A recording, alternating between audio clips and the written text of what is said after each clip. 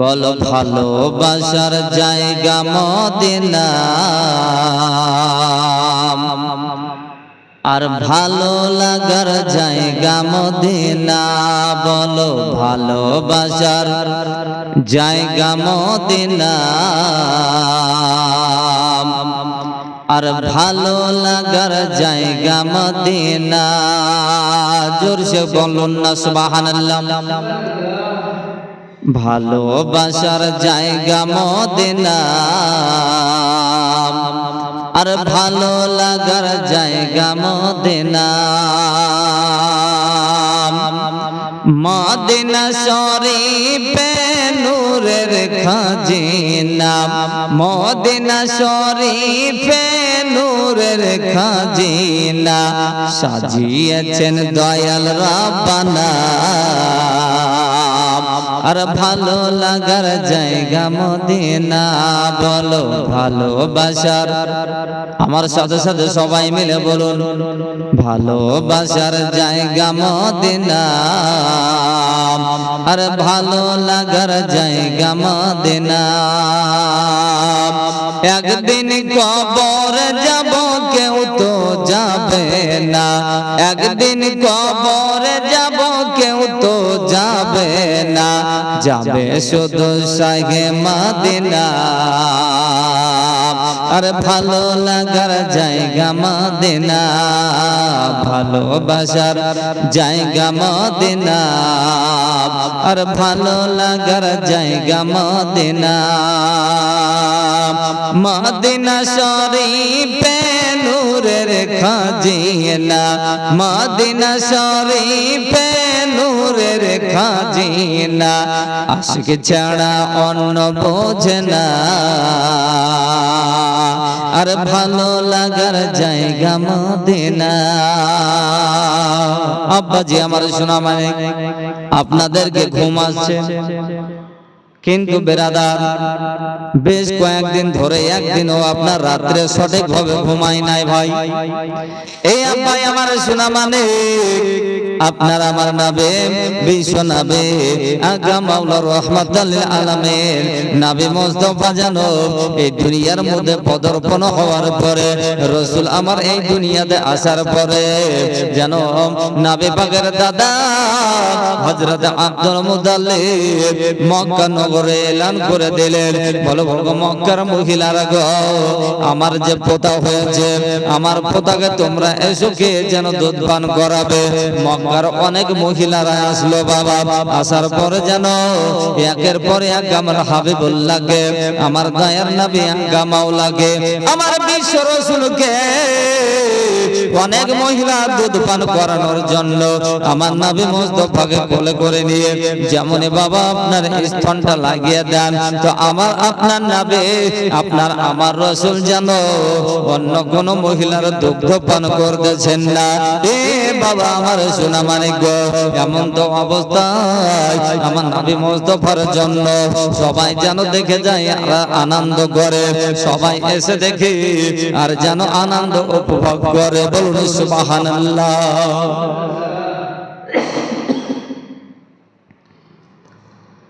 আব্বাজি আমার সোনা মানিক এমন তো অবস্থায় একজন ব্যক্তি যেন আপনার আসলো, আসার পরে আমার রাসূলুল্লাহকে দেখার পরে বড় আনন্দিত। ওই ব্যক্তিটা বলতেছে যে আমার হাবিবুল্লাহর দিকে এক নজর যদি তাকিয়েছি ফের যেন অন্য কোন দিকে তাকাতে ইচ্ছা করে না। ওই নবী মুস্তাফার জন্য এই ব্যক্তি যেন পাগল হয়ে গেছে বাবা। শুধু ওই ব্যক্তি নয় বেরাদার, মহান আল্লাহ পাক আল্লাহ তাআলার ফেরেশতা দলের দল মেলে আসে আর আসার পরে মা আমিনাকে সালাম জানায়। মা আমিনাকে সালাম জানানোর পরে তারা যেন আপনার ধন্যবাদ জানায়। ফেরেশতা গণেরা বলেন, বলে ওগো মা আমিনা আমিনা ওগো মা নবী মুস্তাফার মা আমিনা গো তুমি যে এত ধন্যবতী মা গো তুমি হলে পূর্ণবতী মা যে তোমার ঘরে আমার নবী মুস্তাফা দুনিয়ার বুকে এসেছেন তুমি মা ওগো নবী পাকের জননী হয়েছো গো মা বলে যেন সব ফেরেশতাগণেরা আমার নবী মুস্তাফাকে পাওয়ার পরে আমার নবী মুস্তাফার উপরে ওই ফেরেশতাগণেরা যেন দরুদ সালাম পাঠ করতে থাকে আমার নবীর উপরে দাঁড়িয়ে কিয়াম পাঠ করে আমার নবী মুস্তাফার উপরে ফেরেশতাগণেরা কেউ পড়ে বালাগাল উলা বিকামালিহি কাসাফাত জাবি জামালিহি কেউ বা পড়ে মুস্তাফা জানের রহমত পেলা খুসালাম সামিয়ে বাজমে হিদায়াত পেলা খুসালাম আবার কেউ বা পড়ে যে তুম পে কারো দরুদ এইভাবে জানো আমার নবীকে পাওয়ার পরে সালাম জানাতেছেন আমার আল্লাহ পাক আল্লাহ তাআলা ডাক দিয়ে ফেরেশতাদেরকে বলেন বলে ফেরেশতা গো আমার মালায়েকারা গো তোমরা যে আমার হাবিবকে পাওয়ার পরে এত আনন্দ করতেছো এতই আনন্দ করতেছো গো আমার ফেরেশতারা শোনো শোনো শোনো আমি আল্লাহ পাক আল্লাহ তাআলা যে তোমাদের আনন্দ করা দেখে আমি আল্লাহ পাক আমিও যেন মুগ্ধ হলে বলুন সুবহানাল্লাহ আল্লাহ পাক আল্লাহ তাআলা বলেন বলে ফেরেশতা তোমরা আমার হাবিবকে পাওয়ার পরে আমার আকা মাওলা রাহমাতুল লিল আলামিনকে তোমরা দেখার পরে আনন্দ করতেছো কেউ বা তুমপে কাড়ো রো দরুদ পড়তেছো কেউ বা মুস্তাফা জানের রহমত পেলা সালাম পাঠ করতেছো কেউ বা নবী সালাম মালাইকা পাঠ করতেছো ওগো ফেরেশতারা ওগো আমার মালাইকারা গো আমি আল্লাহ পাক আল্লাহ তাআলা তোমাদের আনন্দ করা দেখে তোমাদের মুস্তাফা জানের রহমত পেলা সালাম পড়া দেখে তোমাদের যেন নবী সালাম মালাইকা পাঠ করা দেখে আমি আল্লাহ পাক আল্লাহ তাআলা যে আমি আল্লাহ পাক আমিও যেন আর থামতে পারলাম না আমি আল্লাহ পাক আল্লাহ তাআলা আমিও যেন আমার হাবিবের উপরে আমার রাসূলের উপরে আমি আল্লাহ যেন খুশি হয়ে আমি আল্লাহ পাক আল্লাহ তাআলা যে আমার বান্দা বান্দীদের জন্য 5 ওয়াক্ত নামাজকে ফরজ করেছে ঠিক না বাবা 5 ওয়াক্ত নামাজকে আমার বান্দা বান্দীদের জন্য নামাজ ফরজ করেছি কিন্তু আমি আল্লাহ নিজে যেন নামাজ পড়ি না আমি আল্লাহ পাক আল্লাহ তাআলা আমি বান্দা বান্দির জন্য রোজাকে ফরজ করেছি কিন্তু আমি আল্লাহ হুকুম দিয়েছি কিন্তু আমি আল্লাহ নিজে যেন আপনার রোজা রাখি না ওগো আমার ফেরেশতারা আমি আল্লাহ পাক আল্লাহ তাআলা বান্দাদের উপরে আমি যাকাতকে ফরজ করেছি হজকে ফরজ করেছি কিন্তু আমি আল্লাহ পাক আল্লাহ তাআলা আমি যেন হজকে আপনার ফরজ আমি নিজে করি না আমি যেন যাকাত নিজে আদায় করি না তবে শোনো শোনো ফেরেশতা ওগো আমার মালায়েকারা গো ওগো আমার হুর গেলে মানে রাখো শোনো শোনো আমি আল্লাহ পাক আল্লাহ তাআলা তোমাদের আনন্দ করা দেখে তোমাদের আনন্দ উপভোগ করা দেখে আমি আল্লাহ পাক আল্লাহ তাআলা একটা জিনিস আমিও করতে লাগলাম যেটা আমিও আমার হাবিবের উপরে আমার রাসূলুল্লাহর উপরে আমি আল্লাহ যেন নিজেই যেন দরুদ শরীফ পড়ে বলুন সুবহানাল্লাহ আমার আল্লাহ বলেন যে আমার নবীর উপরে আমার মুস্তাফার উপরে আমি নিজেই দরুদ শরীফ পড়ি আর বান্দা তোমরাও পড়ো তাহলে বাবা পড়তে হবে কি হবে না কিন্তু কিছু পদ্মঝাপ কিছু লামুজাবে ফারাজে কাটমোল্লা মুন্সি তারা বলছে যে নবীর উপর দরুদ শরীফ নাই দরুদ শরীফ পড়া লাগবে না নবীর উপরে কিয়াম করি এই কিয়াম করা শিরক কিয়াম করা চলবে না আমরা নামাজে ইবাদতে কোরআন শরীফ পড়ার পরে আমরা হাত তুলে দোয়া করি আর দোয়া করার পরে আমরা করে কি লা ইলাহা ইল্লাল্লাহু মুহাম্মাদুর রাসূলুল্লাহ নবী মুস্তাফার নাম শেষ করি নাম নিয়ে আমরা যে আপনার দোয়া শেষ করে দোয়া করি এই দোয়া তারা বলছে দোয়া করা হচ্ছে শিরক এটা বাদ ওটা বাদ সেটা শিরক ওটা শিরক তাহলে কোনটা আপনার জায়েজ বা কোনটা করব আর আল্লাহ আমার নিজে বলেন যে আমার হাবিবের উপরে, আমার মুস্তাফার উপরে আমি আল্লাহ নিজেই স্বয়ং দুরূদ শরীফ পড়ি, বান্দা তোমরাও পড়ো। আব্বাজি আমার সোনা মানিক, শরীরটা বড় ক্লান্ত, খুব লম্বা ওয়াজ করব না। ও আমার বেরাদার, আমার ভাইরা গো, তাই তো বলতেছিলাম যে আপনার নবী, আমার নবী, ও নবী মুস্তাফাকে যেই আপনার দেখলো সেই পাগল করা হলো। এমন তো অবস্থায় একজন ব্যক্তি জানো দেখে আপনার বাড়ি যাইতেছিলেন, যেতে যেতে যেতে যেতে আপনার ওনার সঙ্গে একজন মহিলার যেন দেখা হলো। সেই মহিলাটাকে বাবা, ওই মহিলাটার নাম হলো হযরত হালিমাতু সাদিয়া রাদিয়াল্লাহু তাআলা আনহার সঙ্গে দেখা হলো।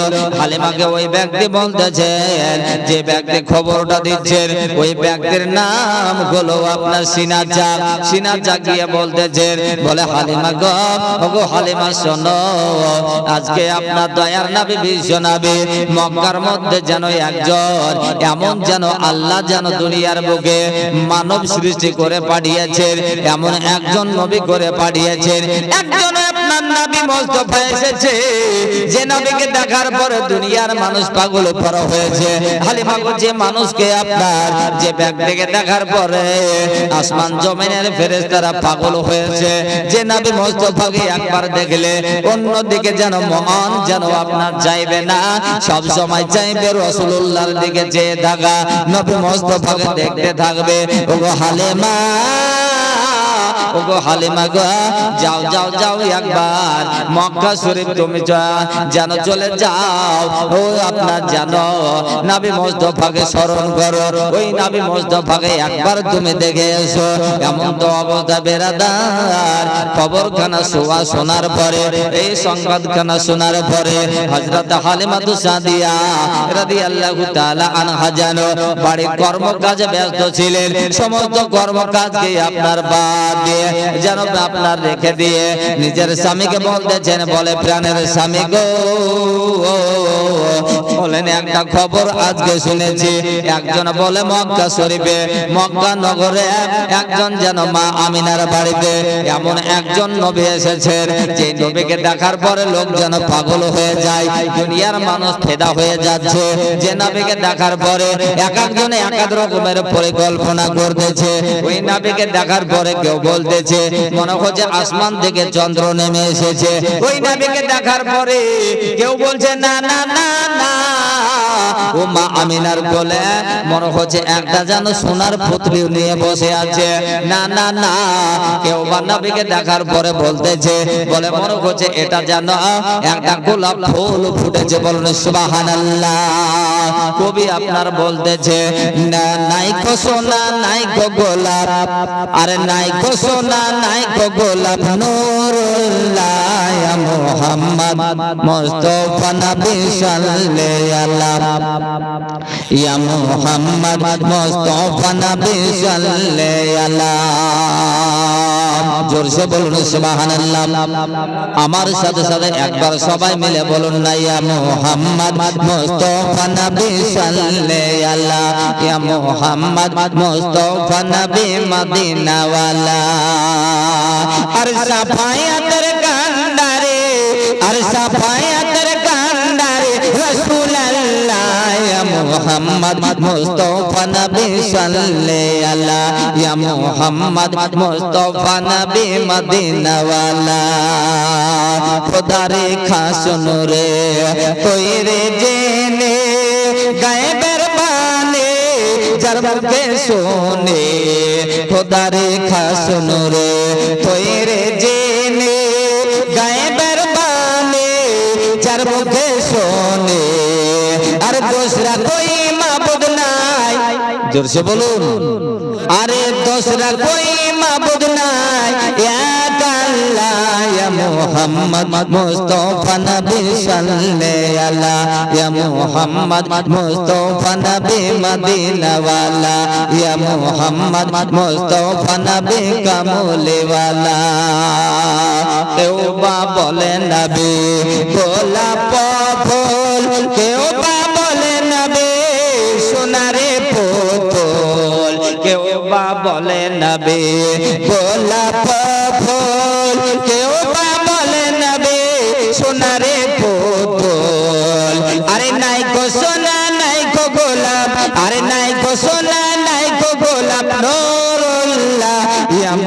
মুহাম্মদ মুস্তাফা নবী মদিনা ওয়ালা ইয়া মুহাম্মদ মুস্তাফা নবী কামলে ওয়ালা ইয়া মুহাম্মদ মুস্তাফা নবী সাল্লাল্লাহু আলা বলুন সুবহানাল্লাহ। আব্বা যে আমার সোনা মানে গো ওই নবী মুস্তাফাকে একবার পাওয়ার পরে যেই দেখলো সেই পাগল হয়ে গেল। ওই নবী মুস্তাফাকে দেখার পরে যেন সবাই আনন্দিত হলো, কিন্তু আমরা নবী পাওয়ার পরে বেজার হলাম কেন? কি আমরা নবী পাওয়ার পরে খুশি না বেজার? আমরাও কিন্তু আপনার খুশি, কিন্তু কিছু মানুষ আছে তারা বেজার হয়ে গেছে।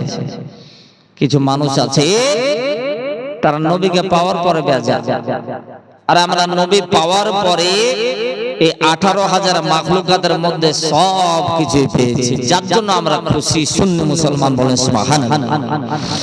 আব্বা আমার সোনা মানিক আর একটু আগের দিকে চলুন বাবা। এমন তো অবস্থায় জানাব হযরত মা হালিমাতুস সাদিয়া রাদিয়াল্লাহু তাআলা আনহা নিজের স্বামীকে বলতেছেন, বলে স্বামী গো জলদি করে চলুন গো, ওই নবী মুস্তাফাকে আপনার ওই রাসূলুল্লাহর বাড়ি যাব, আর জানো ওই নবী মুস্তাফার যেন আমি আপনার দুধমা হব। চলুন চলো চলুন গো, তাড়াতাড়ি করে চলুন।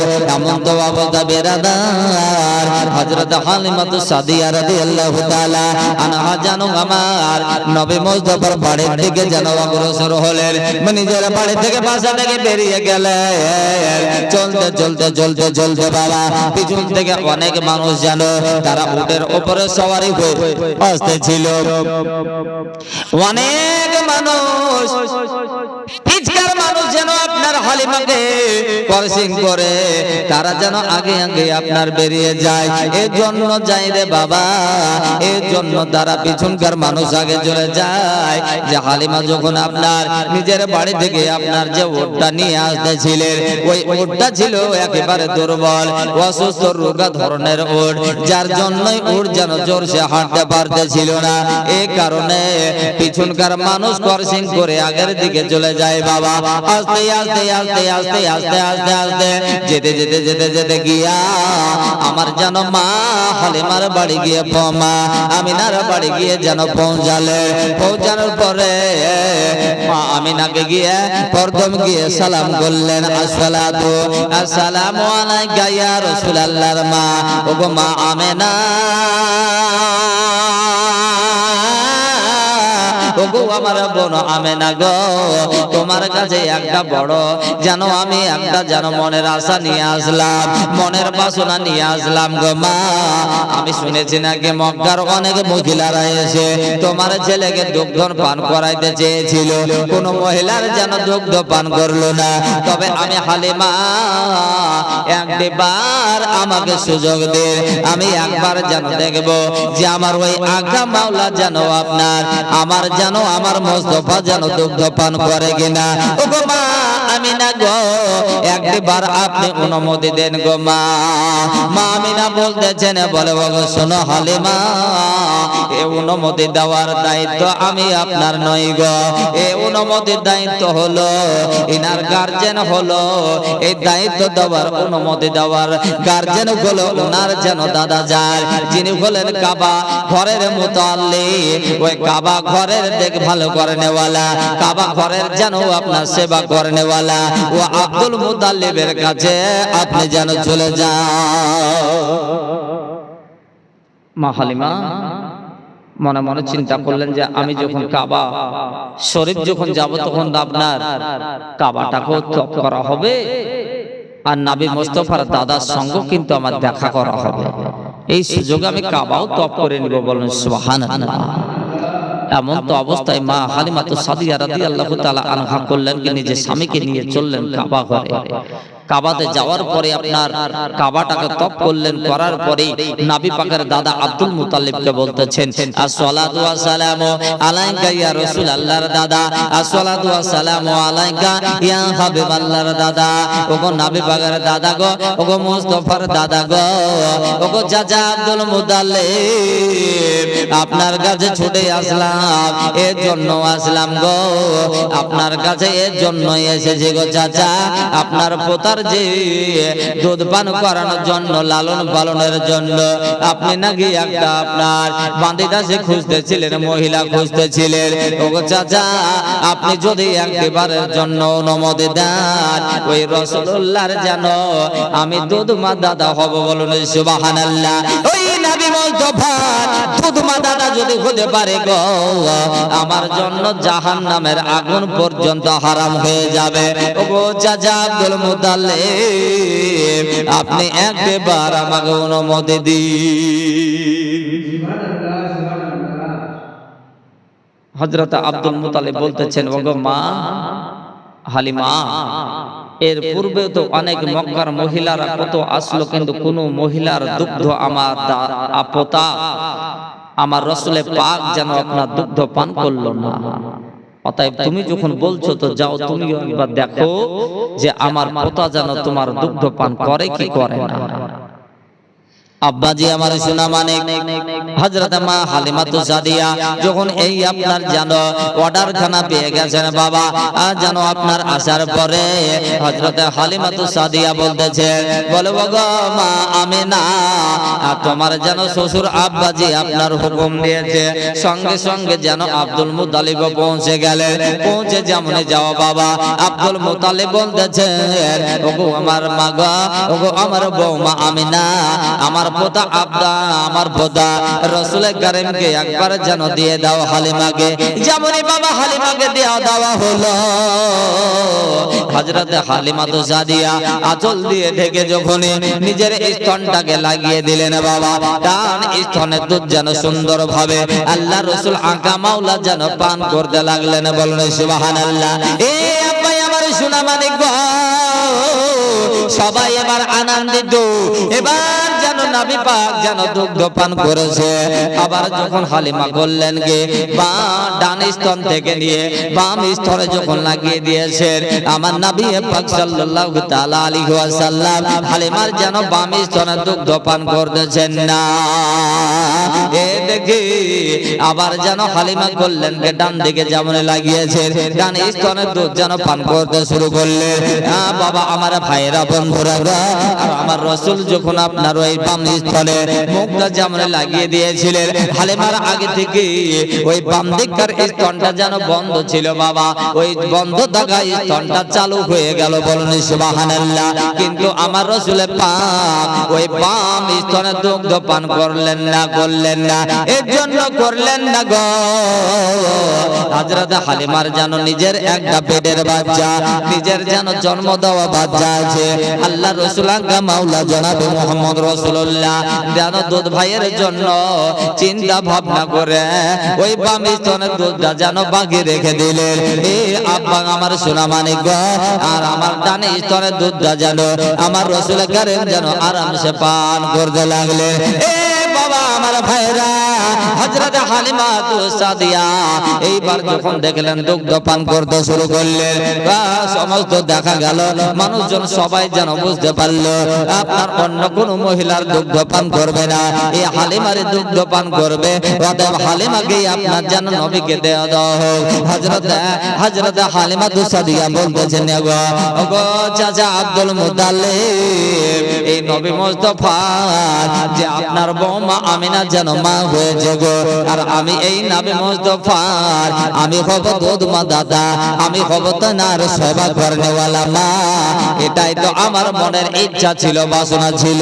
আমার রাসূলকে পাওয়ার পরে আমি যেন মুগ্ধ হয়ে গেলাম, আমার হাবিবকে পাওয়ার পরে আমি যেন আপনার আনন্দিত হয়ে গেলাম, আমার হাবিবকে পাওয়ার পরে আমার যেন মনটা ভরে গেল গো। ওগো চাচা আব্দুল মুতাল্লিব, আমার নবীকে নিয়ে আমি যেন আপন বাসায় চললাম।